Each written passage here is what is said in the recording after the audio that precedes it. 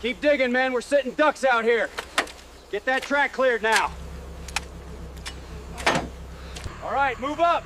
Tanks are coming through. Watch your footing in the mud. Up, fellas!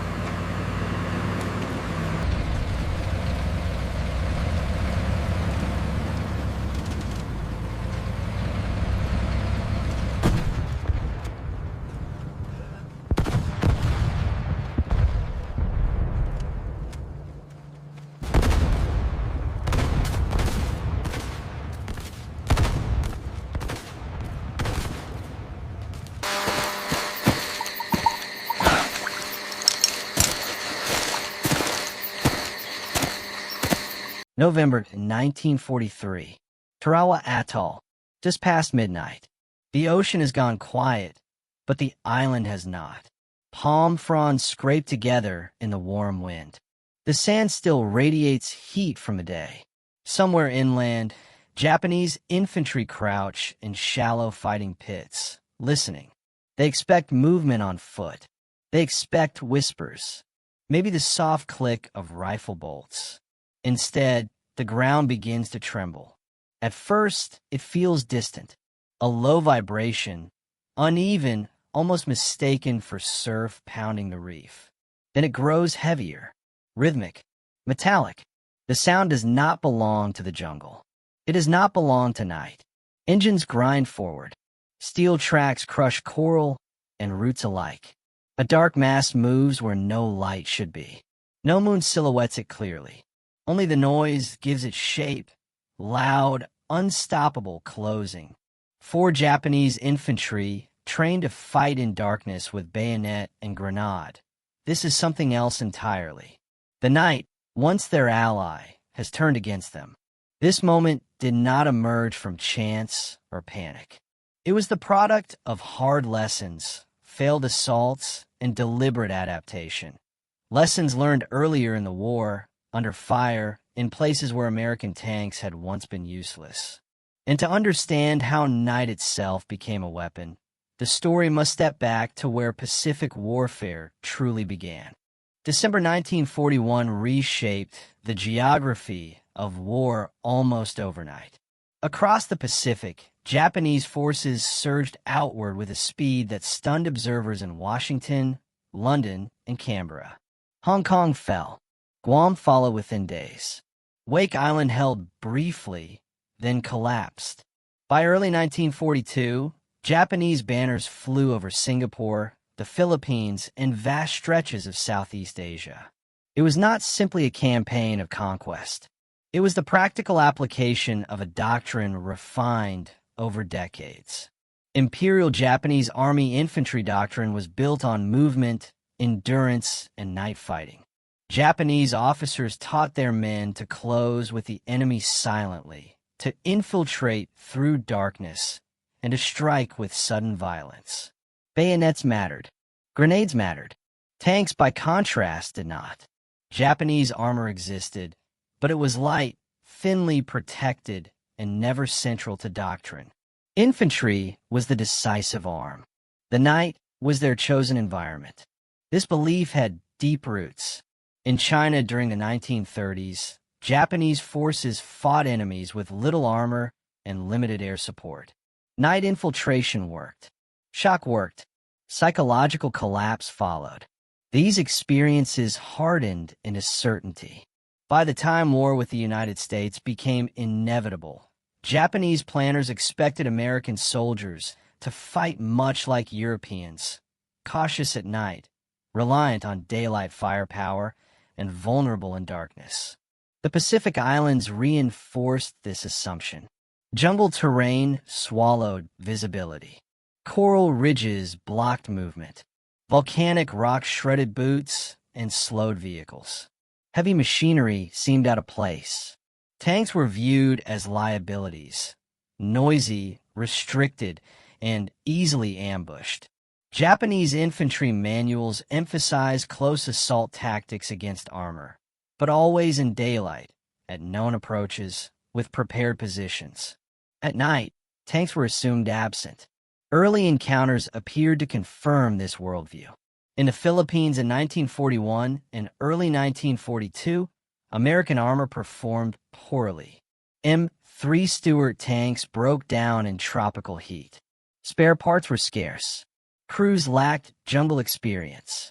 Japanese anti-tank guns, mines, and infantry assaults proved effective. On Bataan, tanks were often immobilized or destroyed piecemeal.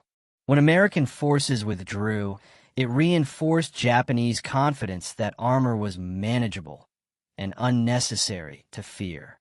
Guadalcanal changed this belief slowly, then violently. When U.S. Marines landed on Guadalcanal in August 1942, tanks arrived as well, but their role was uncertain. The jungle hemmed them in. Narrow trails and muddy ground limited movement. Early tank assaults faltered. Several were lost to mines, artillery, and close-range infantry attacks. Japanese commanders took note. They believed they had identified American weaknesses once again. But Guadalcanal was also a laboratory of adaptation. American forces were fighting far from supply lines, under constant pressure, learning in real time. Infantry and tank crews began to coordinate more closely. Engineers cleared paths. Crews modified tactics. The goal was no longer speed, but reliability. No longer sweeping advances, but controlled violence. And as Japanese forces intensified their own preferred method, night attacks, American commanders began to observe something critical. Japanese infantry moved confidently after dark because they believed the battlefield belonged to them then. Their formations loosened. Their caution faded. The darkness created not just concealment, but expectation. By late 1942, American after-action reports began to know a pattern. When tanks appeared unexpectedly, especially in low light, Japanese attacks stalled. Infantry hesitated. Assaults broke apart. The effect was not just physical. It was psychological. The idea that tanks might operate at night, deliberately and repeatedly, was not yet doctrine. But the seed had been planted. The U.S. military had learned, painfully, that daylight favored Japanese defense. If the Pacific War was to be shortened, the assumptions of night had to be shattered. And that realization would soon be tested far beyond Guadalcanal, on islands where the darkness was deeper, the fighting closer, and the consequences far more severe. By early 1943, the Pacific War had entered a different phase.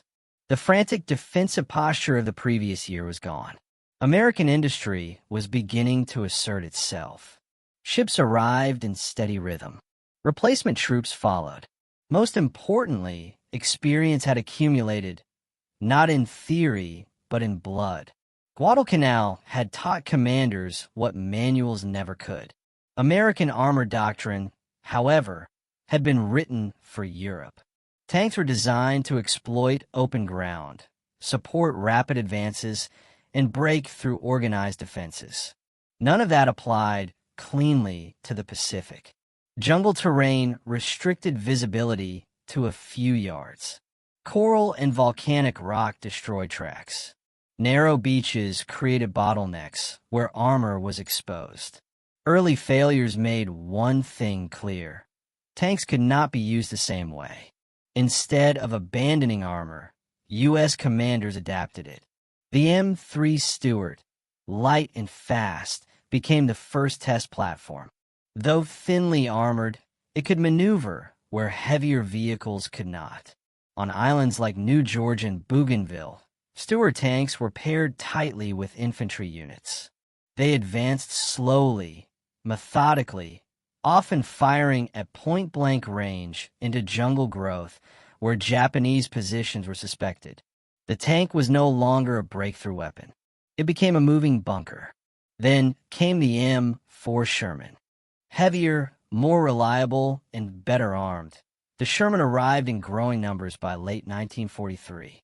Its 75mm gun was effective against bunkers and field fortifications. More importantly, its mechanical reliability suited extended operations in hostile environments. Crews learned how to waterproof engines, protect air intakes, and operate in heat that once crippled vehicles within hours. With the Sherman came confidence, and with confidence came experimentation. American commanders noticed that Japanese infantry attacks almost always peaked after sunset. Darkness masked movement.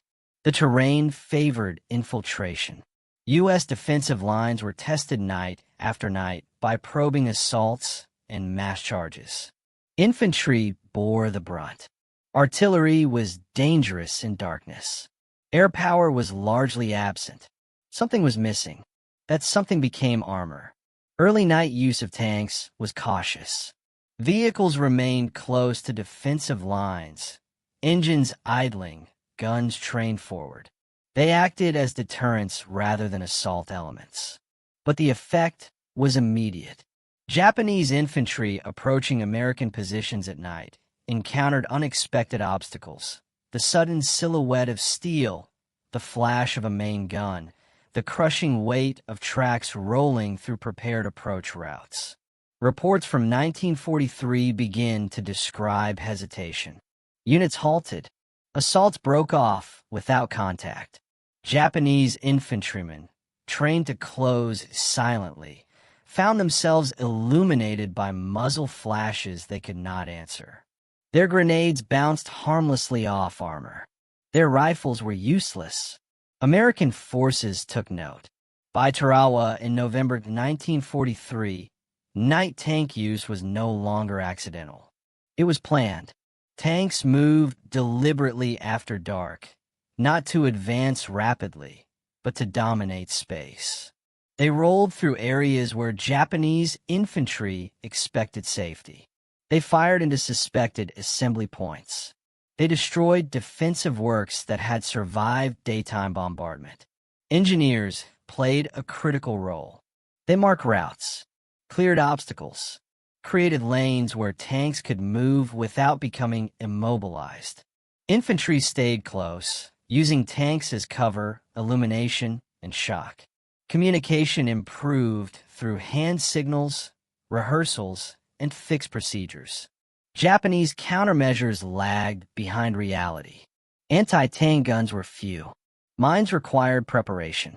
Infantry assaults demanded proximity and surprise, both compromised by noise, light, and confusion. The night, once a shield, became a liability. By 1944, on Saipan and Tinian, American tank units were conducting night operations with increasing confidence. Some Shermans were modified with flamethrowers, replacing their main guns. These vehicles, deployed sparingly, had an effect out of all proportion to their number. Flames cut through darkness. Bunkers burned. The psychological impact was devastating.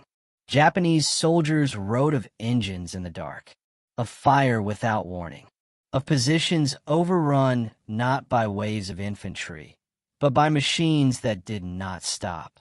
The Pacific War was still brutal. Tanks were still vulnerable. Losses continued, but something fundamental had shifted. American armor had learned to operate where it was never expected, and Japanese infantry were being forced to confront a battlefield that no longer behaved as they had been taught. That confrontation would be felt differently by every participant, depending on where they stood, what they commanded, and what they believed the night still offered them. For the Japanese infantrymen, the night was not merely a time of reduced visibility. It was doctrine. Training emphasized movement without sound, coordinated advances guided by instinct rather than command, and sudden violence at close range.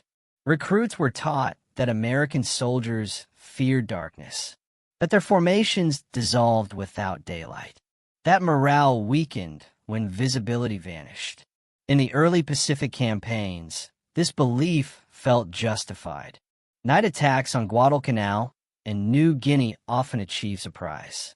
Japanese infantry slipped through jungle trails and ravines, appearing suddenly inside American lines. For a time, darkness remained an equalizer.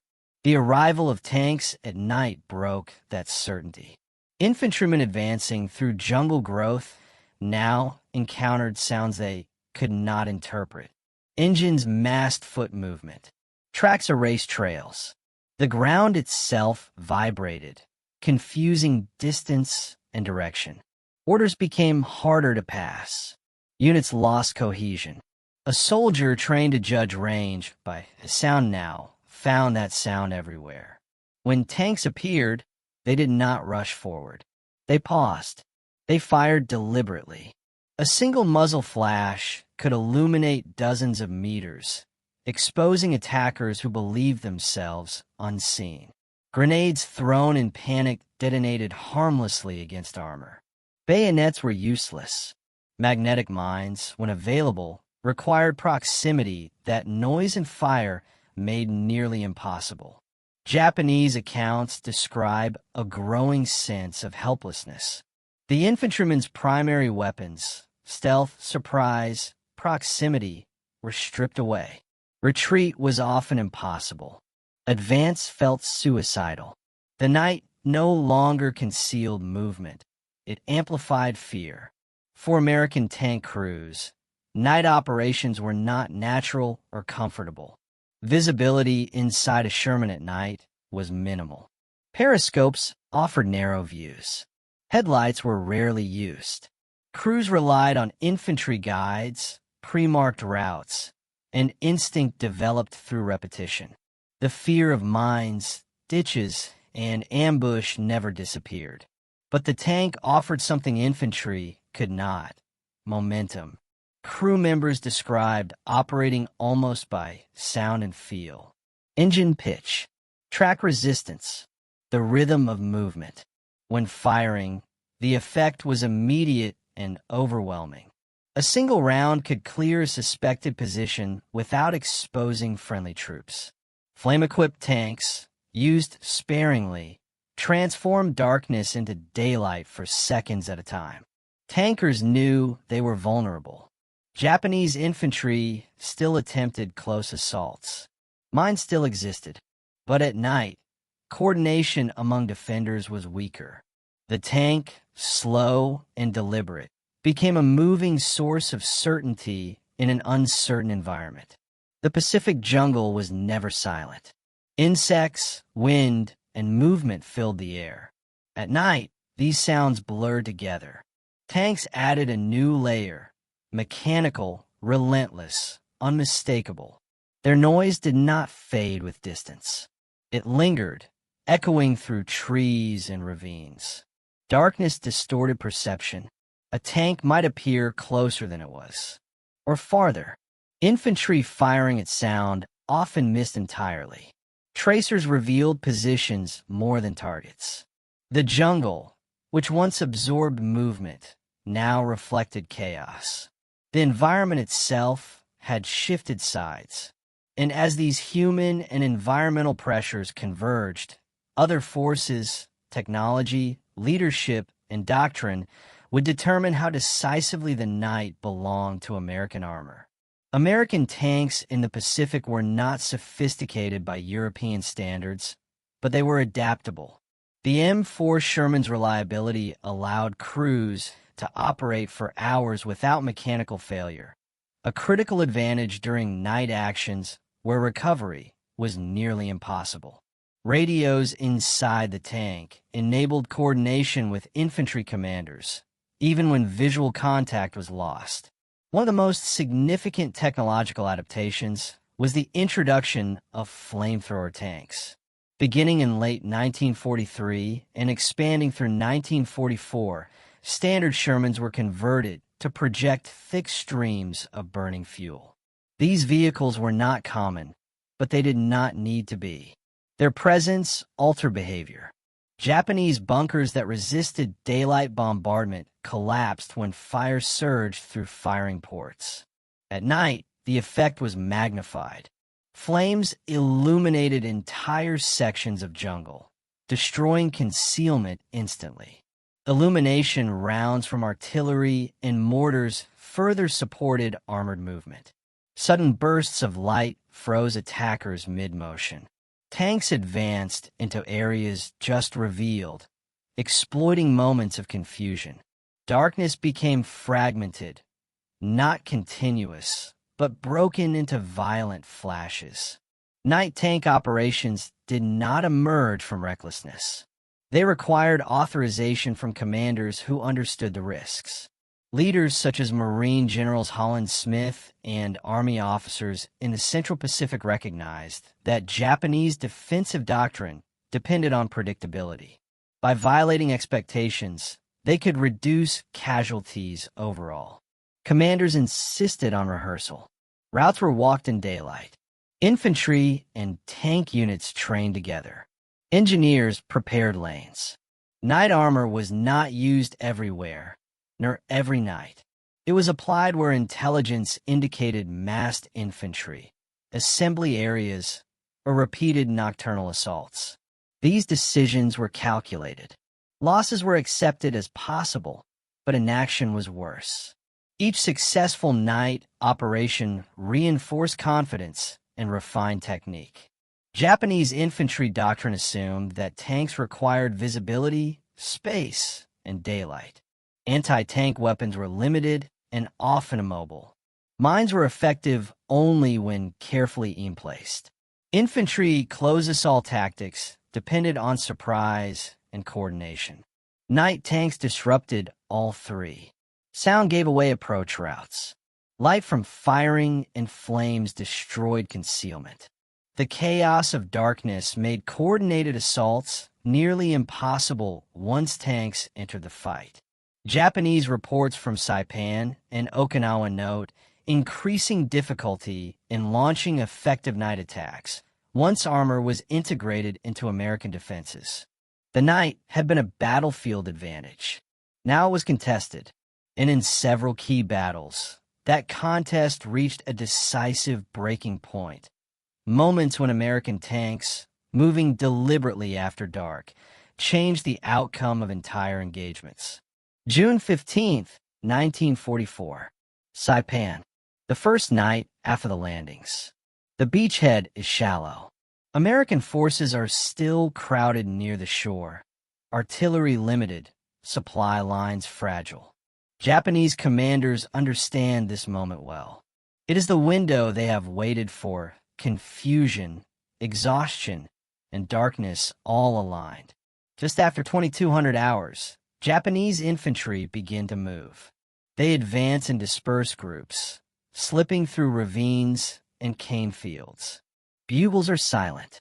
Orders are passed by touch and whisper. This is the kind of night assault Japanese doctrine was built to deliver.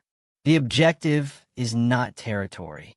It is collapse to break cohesion, overrun command posts, and throw the invaders back into the sea. But something is different. American tanks are already moving. Shermans roll forward from concealed positions behind the lines, engines throttled low but steady. Infantry guides walk ahead, barely visible. Routes cleared earlier in the day now serve a new purpose. These tanks are not charging. They are positioning, sealing gaps, covering likely approaches, and waiting. When the first Japanese infantry elements make contact, it is not with rifle fire, but with steel. A Sherman's main gun fires into a suspected assembly area. The flash lights the cane field for an instant, revealing dozens of figures mid-movement. Infantry open fire immediately. Another tank advances, tracks grinding loudly enough to drown out shouted commands. Japanese units hesitate. Some attempt to continue forward. Others drop prone, unsure whether they have been detected. Coordination breaks down. The sound of engines mass signals. Leaders cannot see their men. Men cannot see their leaders. By midnight, the battlefield has fractured into isolated pockets of violence. Tanks move deliberately between them, firing into shadows, crushing shallow fighting positions, forcing movement where none was intended. A flame tank ignites a bunker complex that had resisted all day. The fire burns long enough to be seen across the line. Japanese reports later describe confusion bordering on disbelief. Tanks were expected at dawn. Not now. Not here. The night attack, intended to unhinge the American perimeter, instead begins to bleed itself dry.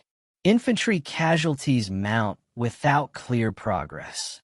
Survivors pull back before first light, leaving behind bodies, equipment, and shattered confidence. This pattern repeats itself across the Pacific. On Peleliu, in September 1944, tanks move at night along coral ridges where infantry assaults had failed repeatedly. Japanese defenders, dug deep into limestone caves, expect daylight engagements. Instead, tanks appear in darkness, firing point-blank into entrances identified earlier by patrols. Flamethrowers follow, forcing defenders to abandon positions they believe secure. On Iwo Jima, February 1945, the terrain is different: volcanic ash, barren slopes, minimal vegetation, but the effect is similar. Japanese forces launch night probes to test American lines. They encounter tanks already awake, already positioned. The darkness offers no sanctuary. These moments do not happen by accident. They are planned, rehearsed, and executed with precision born of experience. The decisive shift is not that tanks are unstoppable. Many are hit. Some are lost, but they do not retreat from the night. And with each engagement, Japanese infantry learn a hard truth. The hours of darkness no longer belong exclusively to them. That realization would reach its most violent expression in the final battles of the Pacific, where night tank warfare would be applied at full scale, with consequences neither side could ignore. April 1945. Okinawa. The island is vast by Pacific standards. The Japanese defense is layered, deliberate, and deeply entrenched. General Mitsuru Ushijima's forces do not intend to waste strength in suicidal beach defenses. Instead, they draw American troops south into prepared positions carved into ridges and hills. Night attacks are central to the plan. Attrition is the objective. For weeks, Japanese infantry probe American lines after dark. They test weaknesses. They exploit fatigue. They accept losses. The night is still dangerous, still contested, but it is no longer uncontested. By this stage of the war, American night tank operations are fully integrated. Shermans move along pre-cleared routes under cover of darkness, often without headlights, guided by luminous tape, infantry signals, and memory. Tank commanders coordinate with artillery units prepared to fire illumination rounds at prearranged signals. Engineers stand ready to clear mines under fire. When Japanese infantry advance, they encounter armor almost immediately. On the night of April 12th, a coordinated Japanese assault targets American positions near Kakazu Ridge. Infantry move through ravines and shell holes, expecting to close before detection. Instead, tanks emerge from reverse slopes, firing canister rounds at close range. Illumination flares turn night into stark white light. The terrain, once a maze of shadows, becomes a killing ground. Japanese units attempt close assaults. Some reach the tanks. Satchel charges are thrown. A few vehicles are disabled, but each loss is met with overwhelming response. Infantry fire intensifies. Additional tanks move forward. Flame tanks are brought up selectively, used not to advance recklessly, but to seal off stubborn positions. The psychological effect is profound. Japanese soldiers, already exhausted and under constant bombardment, find that there is no pause, no safe hour. The night no longer offers recovery or concealment. Diaries and post-war testimonies speak of constant fear, of engines heard even when none were present, of sleep impossible to maintain. By late April, the pattern is unmistakable. Night attacks achieve diminishing returns. Casualties rise. Commanders restrict operations, conserving strength for daylight defense. The initiative has shifted. American forces note the change. Reports describe a reduction in organized night assaults and an increase in isolated infiltrations. Signs of strain, not strategy. Tanks, once feared liabilities in the Pacific, have become anchors of control after dark. The turning point is not marked by a single explosion or dramatic charge. It is marked by absence. The absence of mass night attacks. The absence of coordinated movement. The silence of doctrines that no longer function. When Okinawa finally falls in June 1945, it is not because tanks alone won the battle. But without their presence in the night, the cost would have been far higher. And as the fighting subsides, the consequences of this shift, tactical, psychological, and historical, begin to settle across both armies. When the fighting slowed, the battlefield told a quieter story than the battles themselves. Burned-out vehicles stood motionless in ravines. Collapsed bunkers smoldered long after the firing stopped. The most revealing evidence, however, was found not in wreckage, but in reports, carefully written assessments that measured what had changed. Casualty figures reflected a shift in balance. On islands such as Saipan and Okinawa, Japanese losses during night attacks increased sharply once American armor became a routine presence after dark. U.S. Marine and Army records consistently note fewer successful penetrations of defensive lines, fewer command posts overrun, and a marked decline in coordinated enemy assaults as campaigns progressed. Where night attacks once came in waves, they now arrived in fragments. American losses did not vanish. Tanks were still disabled by mines, artillery, and close assault tactics. Crews were killed. Infantry supporting armor suffered heavily, but the scale of surprise diminished. Night engagements became controlled rather than chaotic. Defensive lines held longer. Recovery operations became possible before daylight exposed damage. Japanese reports, capture documents, and post-war interrogations reveal growing frustration. Infantry units complained of inadequate anti-tank weapons. Commanders noted that sound discipline was useless when engines drowned out movement. Illumination from tank fire and flares erased concealment. The night, once relied upon to neutralize American advantages in firepower, now exposed Japanese vulnerabilities instead. Strategically, this forced adjustments. Japanese forces on later islands conserved manpower by limiting large-scale night attacks. Infiltration replaced assault.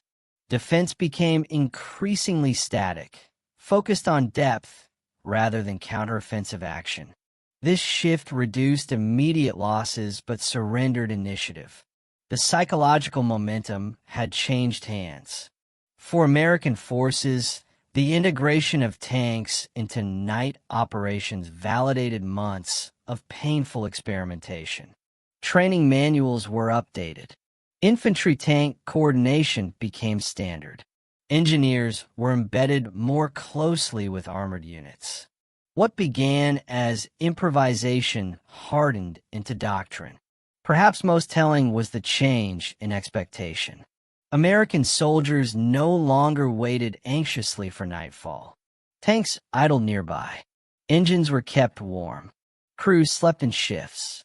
The darkness no longer signaled vulnerability. It signaled readiness. Yet these developments carried consequences beyond immediate tactical success. They shaped how the final months of the Pacific War were fought and how both sides understood the limits of endurance when no hour offered safety. Those deeper effects would continue to unfold long after the guns fell silent. As the Pacific campaigns drew closer to Japan itself, the effects of night tank warfare extended beyond individual battles. They altered planning, morale, and the psychological landscape of the war's final phase. On the American side, commanders approached each new landing with the assumption that resistance would not pause after sunset. Tanks were allocated not just for breakthrough or bunker reduction, but for nocturnal control. Fuel, ammunition, and maintenance schedules were adjusted accordingly. Crews trained to operate with minimal light. Infantry units rehearsed movement behind armor in darkness as a routine skill rather than an emergency response. This preparedness reduced uncertainty. When night fell, it no longer marked the beginning of the enemy's turn. It became simply another phase of operations. For Japanese forces, the consequences were more severe. The erosion of night superiority struck at the core of infantry identity. Soldiers who had been trained to dominate darkness found themselves exposed within it. The sense of initiative, of choosing when and how to fight, diminished. Fatigue accumulated. Fear became constant rather than situational. On Okinawa, this psychological toll was evident in the reduction of coordinated actions and the increase in isolated, desperate attacks. Some units continued to attempt close assaults on tanks, driven by doctrine and desperation rather than expectation of success. Losses mounted. Survivors adapted by avoiding contact altogether, withdrawing deeper into caves and tunnels, surrendering surface movement after dark. Post-war Japanese testimonies reflect this shift. Veterans recalled the sound of tanks at night as more terrifying than bombardment. Bombs ended. Engines returned. The implication was endurance without relief. Sleep became fragmented. Judgment suffered. Discipline eroded. The broader strategic impact was subtle but decisive. With night no longer offering respite or advantage, Japanese defenses became increasingly reactive. American forces maintained pressure around the clock. Momentum built. The operational tempo accelerated toward conclusion. By the time plans were underway for Operation Downfall, the projected invasion of the Japanese home islands, American planners fully expected to employ armor extensively at night. The lessons of Saipan, Iwo Jima, and Okinawa were embedded in assumptions about future resistance. Those plans would never be tested. In August 1945, the war ended not through invasion, but through weapons that rendered night and day equally irrelevant. Yet the experiences of the Pacific campaigns remained, a record of how adaptation, persistence, and the deliberate breaking of enemy expectations reshaped combat itself. And in that record lies a final question, not of tactics or technology, but of what this transformation meant for those who lived through it. Night had once been a sanctuary. For Japanese infantry, it was an ally, a veil for strategy and stealth. For American forces, it was a limitation, a source of uncertainty that magnified the dangers of unfamiliar terrain and long supply lines. Across the Pacific, the collision of these realities transformed the darkness itself into a weapon, or perhaps into a test of will. Tanks, engines, and steel tracks moved through shadows, turning expectation into fear. Flamethrowers illuminated what the human eye could not see. Routes carefully rehearsed became lifelines. Moments once dominated by silence now pulsed with deliberate, calculated violence. The night, a psychological advantage for one side, became a tool of control for the other. It revealed that in warfare, perception and adaptation often outweigh sheer numbers or bravery. For the infantry caught in that shifting darkness, the lesson was stark. Technology could redefine battlefields overnight. Doctrine could crumble under the weight of innovation. The human mind, trained for stealth and surprise, could break when confronted by something unexpected, something unstoppable in the shadows. For history, the legacy is clear. Night tank operations in the Pacific were not just about tanks or firepower. They were about understanding the enemy, exploiting assumptions, and mastering environments that seemed to favor the other side. They demonstrated that adaptation, persistence, and innovation could bend the battlefield to human intent, even in places where the jungle, the night, and the tides seemed to resist it. And in that realization, war becomes more than a contest of men or machines. It becomes a study in perception, fear, and the ways humans respond when the world they know is suddenly no longer theirs to command. The night, once feared and relied upon, ended as a crucible, a proving ground where courage, ingenuity, and steel combined to rewrite the rules of combat in the Pacific.